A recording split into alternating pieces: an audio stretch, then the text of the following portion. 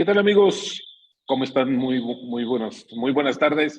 Soy Roberto Aguilar, director editorial de la revista Forbes México, y me da mucho gusto darles la bienvenida a este intercambio de ideas que vamos a tener en los siguientes minutos y que, bueno, pues resulta bastante crucial ante justamente esta relación comercial. Se habla de que justamente México, Estados Unidos y Canadá representan una tercera parte del PIB mundial.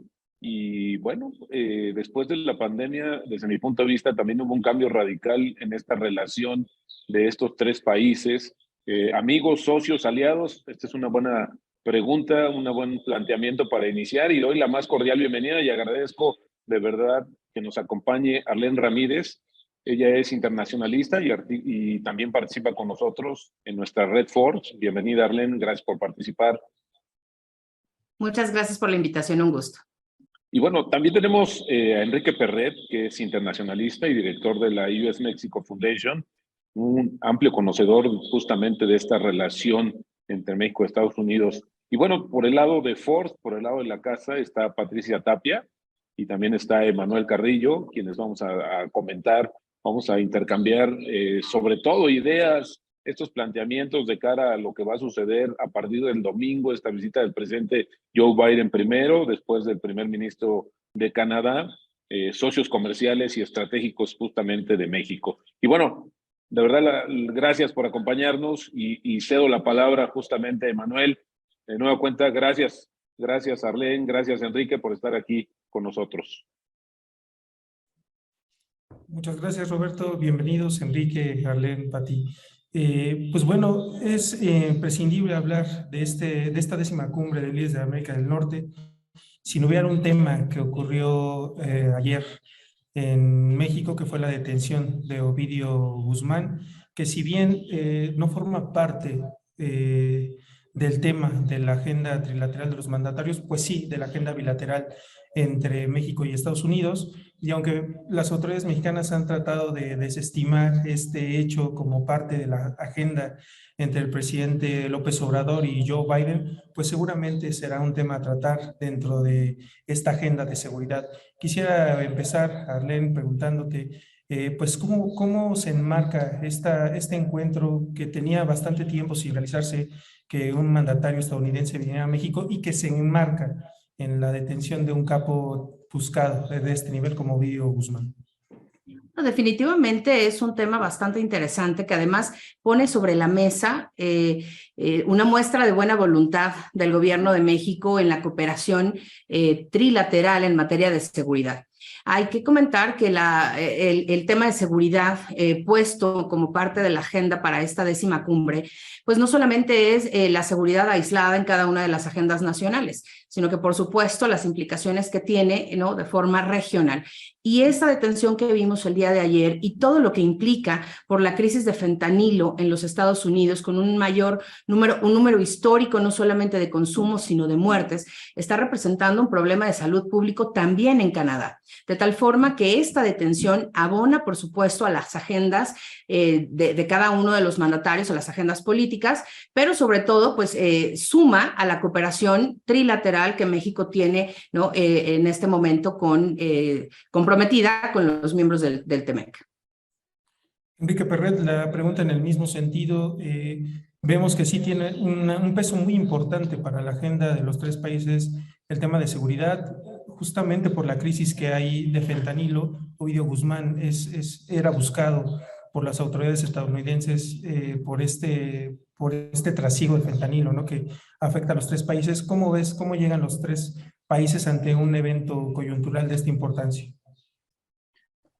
Hola a todos. Primero que nada, pues gracias por invitarme, por tenerme acá. A ver, el tema de seguridad siempre ha sido y siempre seguirá siendo un tema súper relevante en la relación México-Estados Unidos. Es una frontera inmensa. Hay demasiado comercio entre México y Estados Unidos y el consumidor, digamos, tanto en Estados Unidos como en México, es muchísimo. Son 330 millones de habitantes en Estados Unidos, 129 millones de habitantes en México. Pues es un mercado enorme, incluso para este tipo de temas como las drogas. Los países llegan con diferentes también prioridades, hay que entenderlo. México ha empujado mucho la agenda del envío de armas de manera ilegal, obviamente, a México. Estamos hablando de cifras también súper grandes, se habla de casi 200,000 al año. Entonces México también está presionando por un lado, Estados Unidos por una agenda también. Ustedes dieron las cifras, más de 100,000 personas han muerto el año pasado a causas de fentanilo, una presión política brutal en el Congreso de Estados Unidos hacia la administración Biden por hacer algo y por responder de cierta forma. Entonces llegamos con diferentes prioridades en el marco de seguridad y los dos países queriendo presionar. Me parece, como decía Arlene, México pues da digamos, ejemplo de buena voluntad en cuanto a la cooperación. Me parece que los dos países hemos entendido de que no hay forma de dar resultados sin una cooperación constante en el minuto a minuto. Al inicio de la administración del presidente López Obrador hubo mucho ruido y cambio en las reglas del juego. Ustedes recordarán, si los agentes de Estados Unidos tenían que registrarse ante la Secretaría de Relaciones Exteriores, si no mal recuerdo, y tenían que informar, etcétera. Y bueno, eso causó mucho ruido en cuanto a si iba a haber un rompimiento en la cooperación. Me parece que la institucionalidad ha prevalecido y hoy al menos me parece que hay una buena cooperación en muchas áreas, y ojalá y ese sea el marco, Manuel, de esta visita de lunes. Enrique, Arlene, para concluir en este tema, no deja de ser importante cómo lee la prensa mexicana esta detención en el marco de la visita de Joe Biden. Vemos en los encabezados de los principales diarios que este es un regalo o un gesto muy, muy, muy bueno para Joe Biden. ¿Ustedes están de acuerdo con esta lectura?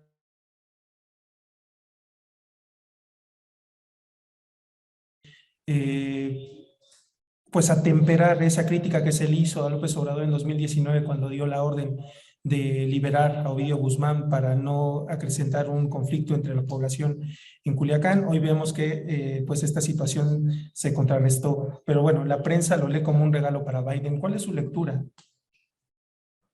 Bueno, desde mi punto de vista, creo que en política no hay coincidencias, ¿no? Y en el marco de una cumbre, de algún encuentro de alto nivel, siempre ocurren este tipo de detenciones o este tipo de movilizaciones que implican inteligencia y estrategia. En el caso muy particular de la detención que vimos ayer, pareciera, ¿no?, que todo se articula a partir de la llegada del servicio secreto y de toda la comitiva previa en materia de seguridad, y que por supuesto con esa vinculación y cooperación que sabemos que existe entre México y los Estados Unidos para temas de seguridad y combate al crimen organizado transnacional, pues estas estrategias rinden un fruto que se estaban esperando desde 2019. Ciertamente, incluso, ¿no?, ocurrió en 2018 con el expresidente Enrique Peña Nieto y la captura del Chapo Guzmán, ¿no?, que se entiende como un acto de buena voluntad, como esta ofrenda de cooperación. Y creo que en un momento en donde la relación bilateral ha estado bastante alejada y alguna vez de alguna forma polarizada por los temas que hay en las propias agendas nacionales, pues esta acción del gobierno ejecutada por el gobierno de México podría representar, si bien no un regalo, sí, por supuesto, la puerta para una moneda de cambio que a México, por supuesto, le es sumamente necesaria en temas importantes para la negociación. Enrique.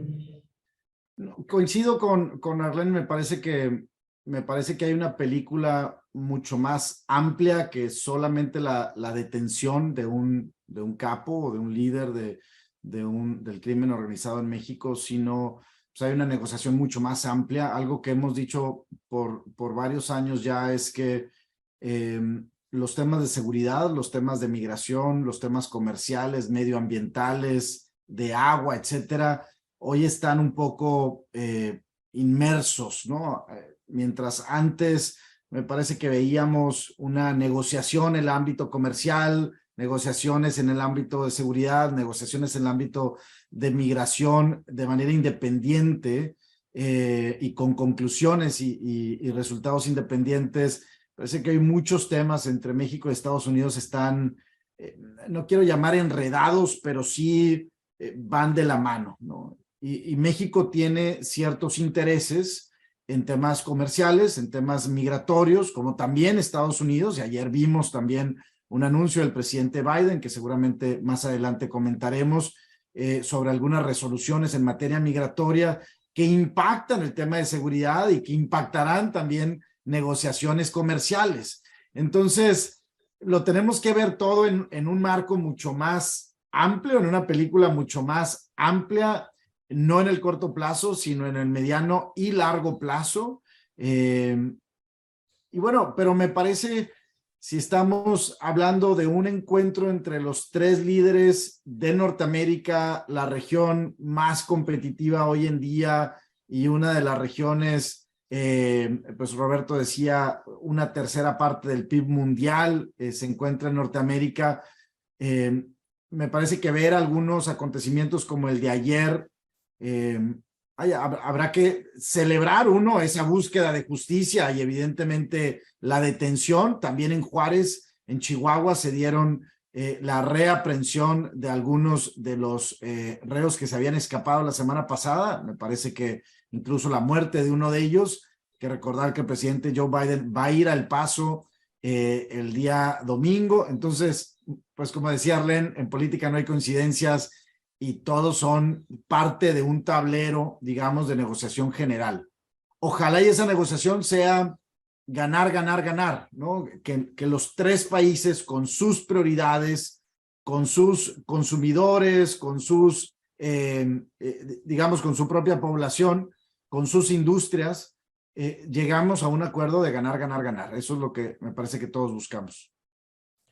Claro, y justamente para dar paso a los demás temas que serán abarcados, perdón, en la agenda trilateral, pues justamente comentabas, Enrique, un tema muy importante que ayer sucedió en Estados Unidos y que quizá vino a opacar un poco la cobertura en aquel país sobre la detención de este capo, que fue pues la ampliación de los términos migratorios en Estados Unidos. México forma parte de este plan, va a recibir mensualmente a 30,000 migrantes, ¿no? Cubanos, nicaragüenses, haitianos, venezolanos, como parte de todo un acuerdo para controlar la migración. El presidente Joe Biden va a estar este fin de semana en la frontera, justamente pues para ver cómo funciona este nuevo modelo que están buscando. Yo les preguntaría, pues viene el presidente Biden también con esa particular petición del presidente López Obrador de buscar la integración económica de América del Norte, pero también con un puntual énfasis en el desarrollo de Centroamérica, que es de donde viene gran volumen de migrantes, pero tampoco dejar de lado los problemas que existen en Sudamérica, fundamentalmente en Venezuela, donde la gente ha tenido que salir de su país ante conflictos políticos. ¿Cómo se enmarca todos estos conflictos en México? El presidente Joe Biden adelanta su visita, quiere hablar 40 minutos el día domingo con el presidente López Obrador, supongo que de este tema y de otros, profundamente de este. ¿Cómo podemos leer este anuncio que hace ayer la Casa Blanca?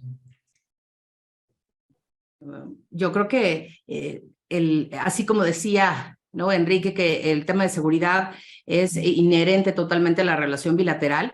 Quizá uno de los temas más importantes en la agenda bilateral desde el inicio de nuestra relación como países independientes ha sido el tema migratorio. Y justamente este anuncio de 30,000 migrantes que llegarán o regresarán y estarán en México como migrantes de tránsito, pues no solamente es un compromiso sumamente ambicioso, es un reto tremendo para el gobierno de México, ¿no? La falta de estructura y de infraestructura, de recursos que tiene en este momento el Instituto Nacional de Migración y la red de albergues que hay desplegados para migrantes en el territorio nacional, pues ponen, por supuesto, focos amarillos y rojos en temas de derechos humanos, de gobernabilidad, ¿no? De legalidad en el tema del proceso, ¿no? De regreso. Creo que es sumamente ambicioso hablar de un acuerdo trilateral que pudiera extenderse hacia América Latina, porque justamente, ¿no? El presidente Joe Biden viene prácticamente, si decimos de forma coloquial, está contra las cuerdas en términos políticos. Su agenda interna tiene un timing sumamente complicado. No viene con la holgura de otros presidentes que han tenido un margen de maniobra y de cabildeo al interior del Congreso. Y eso hay que entenderlo muy bien, porque finalmente las presiones que está recibiendo por parte del Partido Republicano, pero más allá, las presiones internas del Partido Demócrata frente a la poca capacidad de articular una estrategia conjunta con México en temas migratorios ha generado que con una presión prácticamente histórica. Entonces, los números si ponemos eso y ponemos además la especulación de una crisis económica, una recesión para este 2023, las presiones globales por el tema de la guerra y demás, pues entonces podemos entender que el presidente viene no por una negociación, viene a dejarle tarea al gobierno de México para ayudarle a la intensidad de la presión política que tiene en este momento el presidente Biden. Sí, me parece que, a ver, si revisamos la agenda de la administración Biden al llegar a la presidencia hace 2 años, la agenda migratoria era bastante ambiciosa, ¿no? Se hablaba de un paquete bastante comprensivo en materia migratoria. En aquel entonces, pues los demócratas tenían tanto Congreso como Senado y 11 millones de inmigrantes en Estados Unidos indocumentados podrían llegar a tener un camino seguro a la ciudadanía. Estamos hablando entre esos 11 millones a casi 1 millón de Dreamers, estamos hablando de 2 millones de Essential Workers, estamos hablando de muchas poblaciones. Hablaba también la administración Biden de abrir la frontera después de la implementación de muchas estrategias del presidente Donald Trump, entre ellas el título 42 para restringir la entrada. Había un cambio radical, al menos hace 2 años la agenda del presidente Biden hablaba de un cambio radical, mucho más abierto a la migración, mucho más apegada a los derechos humanos. Todo eso no sucedió, ¿no? O sea, y hay que ser súper realistas con eso.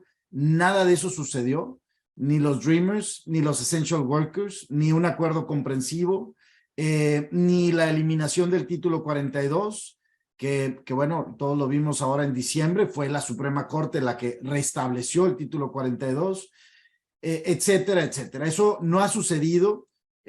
Recordaremos también que el presidente Joe Biden pidió a la vicepresidenta Kamala Harris que fuera la encargada de esto. Hoy, pues, totalmente desdibujada, ella ya no está, digamos, participando de esa agenda migratoria fronteriza.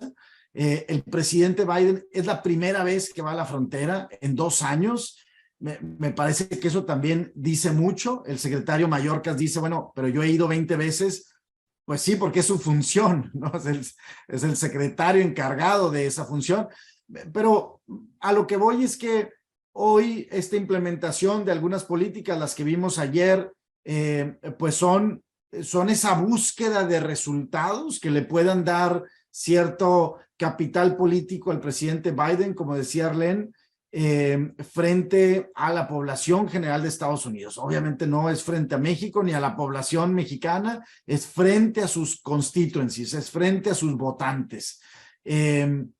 Y bueno, me parece que son políticas que vale la pena implementar, tanto la apertura de Estados Unidos para ya no solamente venezolanos, sino también personas de otras nacionalidades como Haití, Cuba, Nicaragua, para darles este parole y que puedan ingresar a los Estados Unidos de manera legal y poder trabajar en los Estados Unidos, siempre y cuando no hayan intentado cruzar de manera indocumentada en el pasado.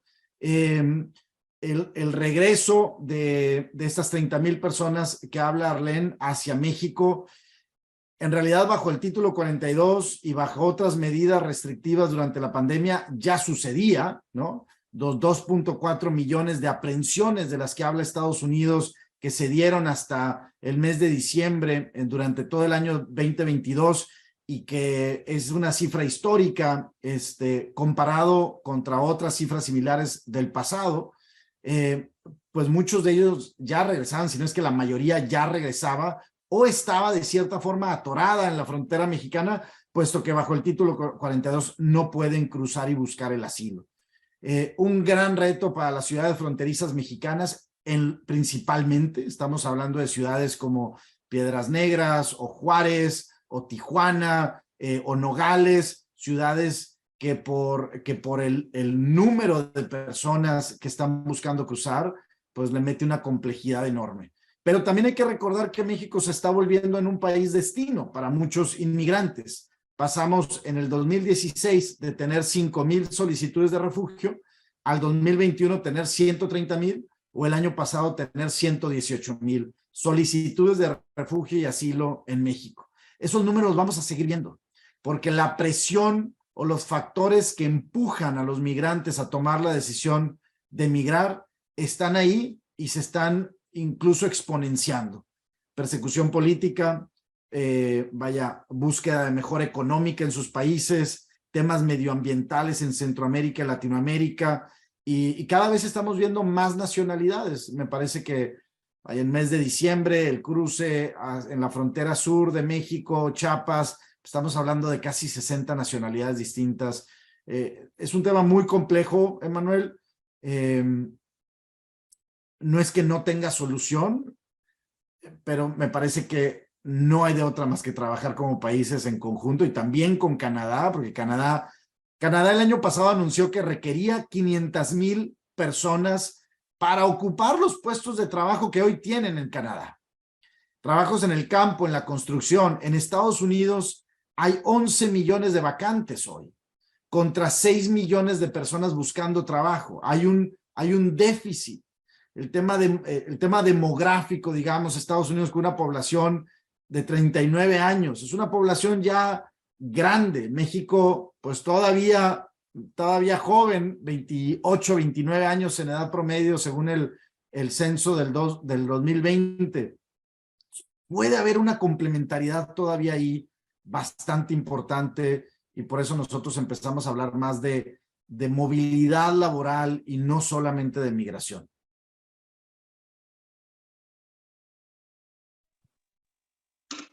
Hola Enrique, hola Arlén.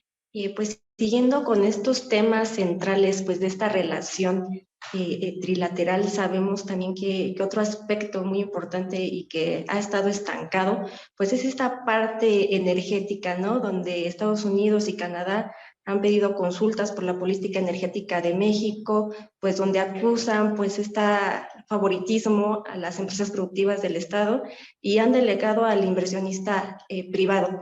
Y la secretaria de Economía, Raquel Buenrostro, decía que, bueno, el propósito era que pues estas consultas avanzaran o se resolvieran antes pues de esta cumbre, ¿no? Pues cosa que no va a suceder porque siguen atoradas. Entonces, a mí me gustaría saber, en su visión, cómo ven esta visita, si va a ayudar en algo a resolver estas consultas o vamos a seguir con un paso ahí estancado en materia energética, o es inevitable que estas consultas vayan a dar a un panel.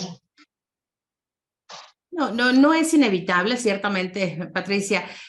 Una de las cosas que más preocupa, ¿no?, en esta cumbre es el resultado de estas conversaciones y los compromisos que debemos adquirir como gobierno de México, sobre todo en el cambio de la política pública y las leyes que hoy son las que están generando esta afectación a la industria energética. México tiene muchos compromisos adquiridos a nivel internacional y en esta administración particularmente se ha incumplido con bastantes de ellos, incluido, por ejemplo, ¿no?, y asociado al tema energético, todo lo que se ha comprometido desde la COP27. Cuando en este cruce de temas, ¿no?, el energético y el ambiental, trastocan los intereses de los inversionistas, México también lastima y baja un poco la intensidad del clima para la inversión extranjera directa en el sector energético.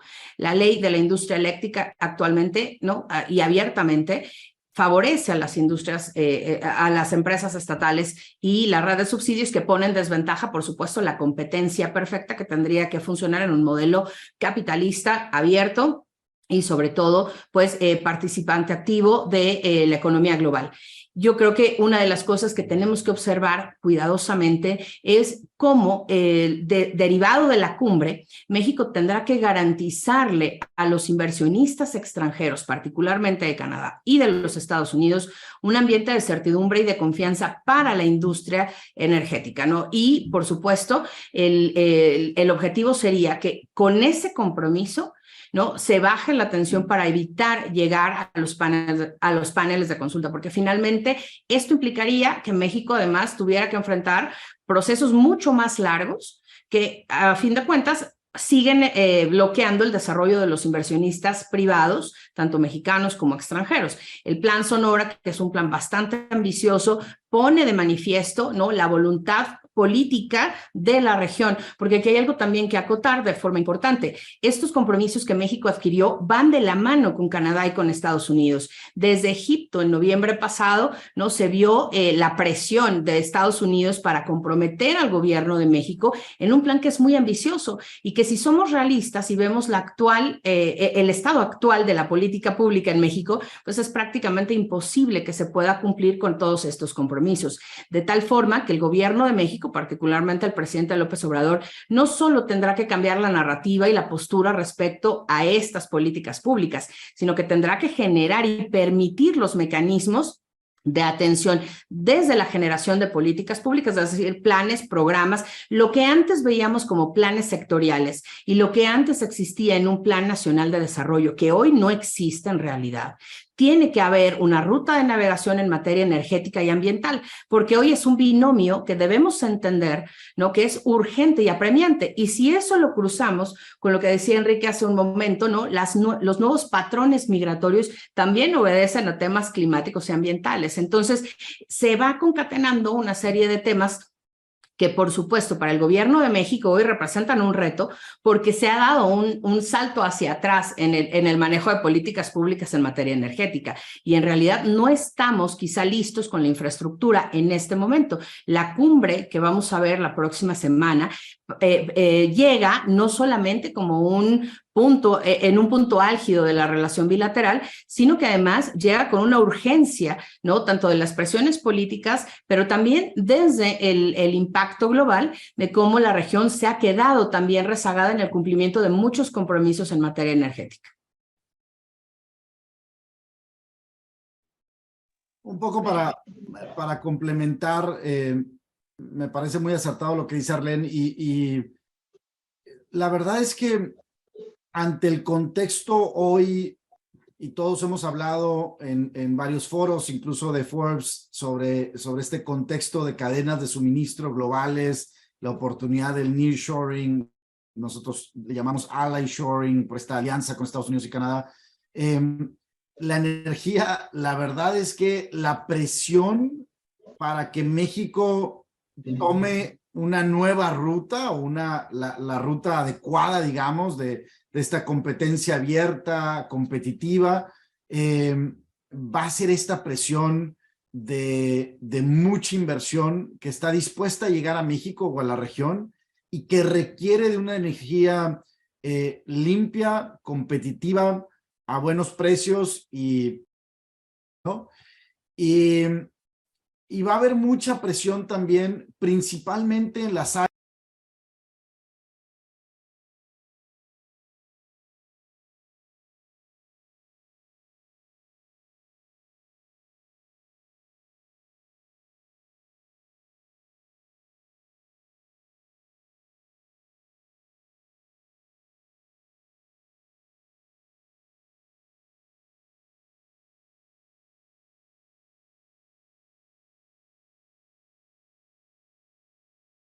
de transporte, vehículos, aeroespacial, eléctrico, electrónico, dispositivos médicos, etcétera. Lo que no se vale es que solamente una región vaya a aprovechar este momento.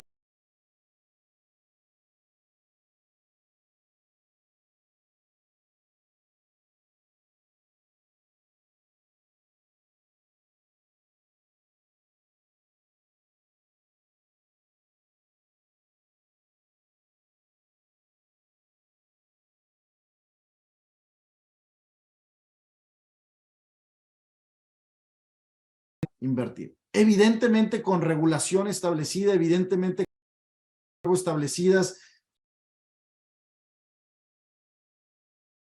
A mí me parece que estas reuniones presidenciales, en este caso la cumbre, aceleran en algunos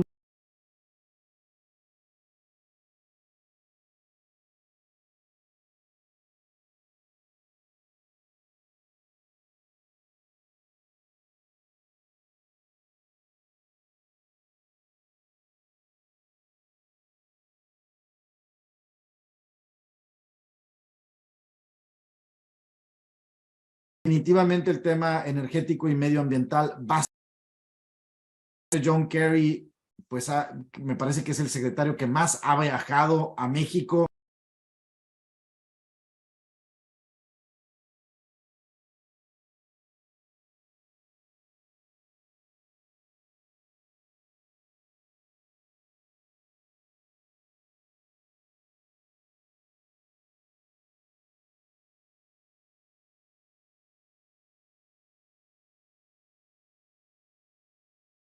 Si es lo correcto, me parece regulatorio debe de afectar a todos y no solamente en particular, pero sí han avanzado con empresas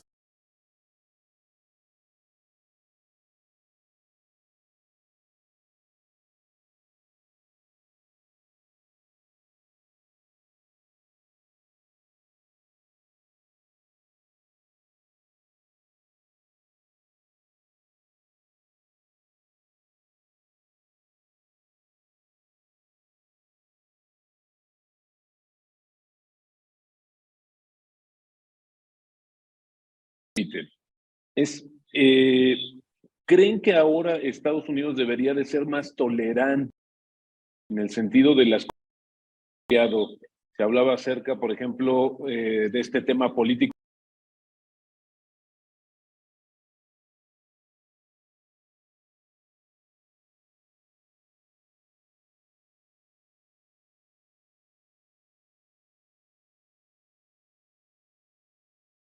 Entre socios comerciales se haya ampliado y que sean más tolerantes, porque están volteando a ver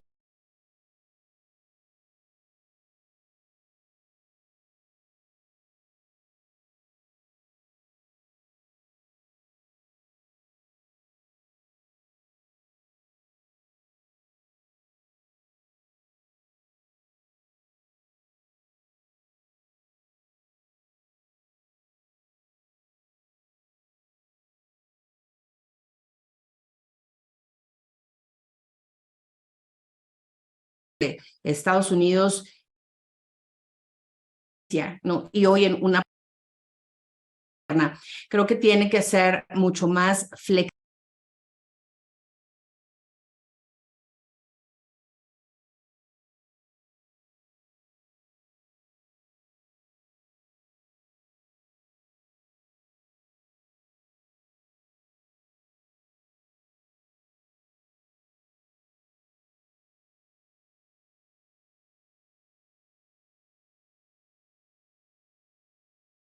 Temas interesantísimos como esta adaptabilidad a los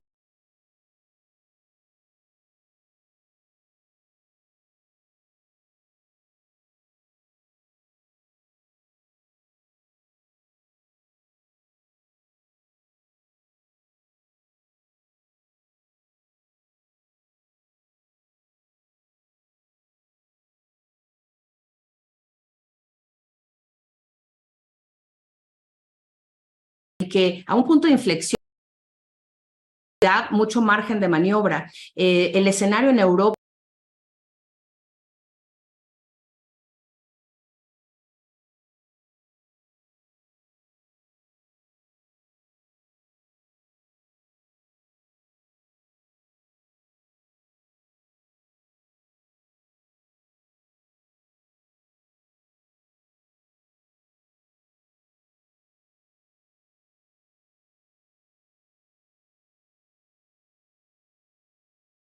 como decías, una mayor tolerancia, sino una mayor capacidad de flexibilizar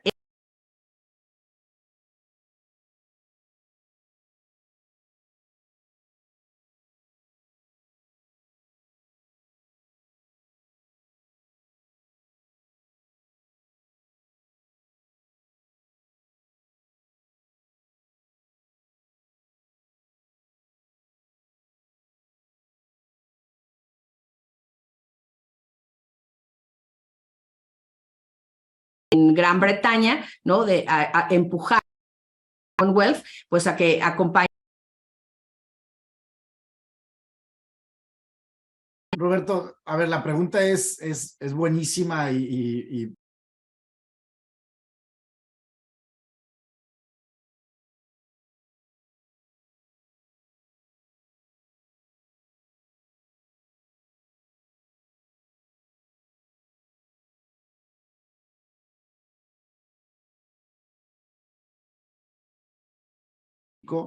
y principalmente en industrias, digamos, futuro, artificial.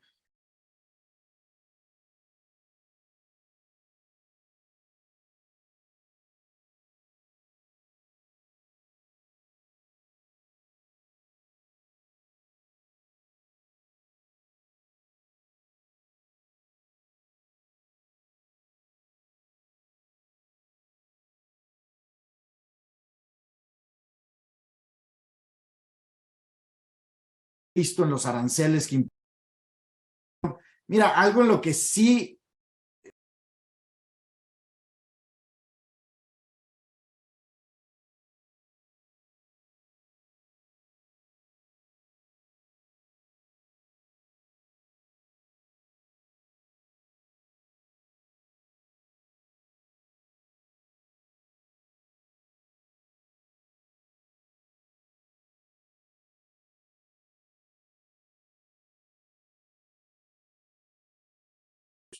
me parece que los aliados que Estados Unidos busca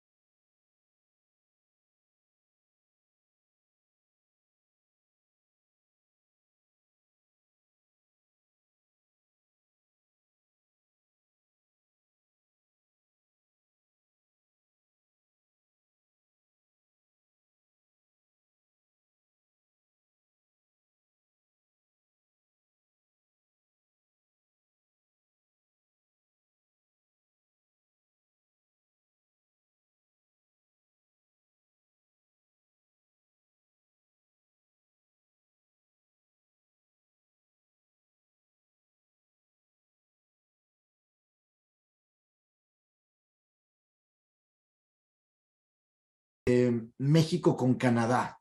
México y Canadá habían